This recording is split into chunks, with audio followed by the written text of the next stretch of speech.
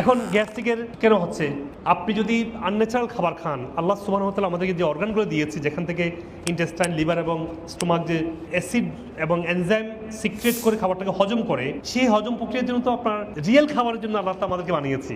আমরা যে আনরিয়েল খাবার খাই, সে আনরিয়েল খাবারের জন্য তো আনরিয়েল সিস্টেম আল্লাহ তৈরি করে নাই। তার মানে হচ্ছে রং খাবার হজম হবে না, এটাই স্বাভাবিক। আমরা ওভার ইটিং, আমাদের সমস্যা আছে, তারপরে আমাদের লাইফস্টাইল, আমরা সেডেন্টারি লাইফস্টাইল আছে, তারপরে আমাদের নবী রাসূলের যে সুন্নাহগুলো ছিল এগুলো আমরা অ্যাপ্লাই করি, গ্যাস্ট্রিক থাকবে না। রাসূলুল্লাহ সাল্লাল্লাহু আলাইহি ওয়াসাল্লাম বলছেন যে তোমরা 40 বার চিবিয়ে খাও। আমরা তো 40 বার চিবিয়ে খাই না, আমরা তসবি কিন্তু 100 বার পড়ি, কিন্তু খাবার ক্ষেত্রে বসলে আমরা তত খেয়ে ফেলতে পারি। রাসূল বলছেন তোমরা 1/3 খাও, এটাও অনেকে পারি না।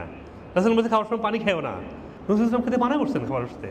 তারপর হচ্ছে খাবার যখন আমরা পানি খাই, ডাইজেস্টিভ এনজাইমগুলো ডাইলিউট হয়ে যায়, তখন এনজাইম ঠিক মতো কাজ করতে পারে না। সারাদিন পানি খাবেন, খাবারের সাথে না। আমরা প্ল্যান্ট বেসড খাবার খাই, অনেক রোগ থেকে বেরিয়ে আসতে পারবো। এই গুরুত্বপূর্ণ ভিডিওটি আপনারা শেয়ার করবেন, যাতে করে আপনার আত্মীয় স্বজন এবং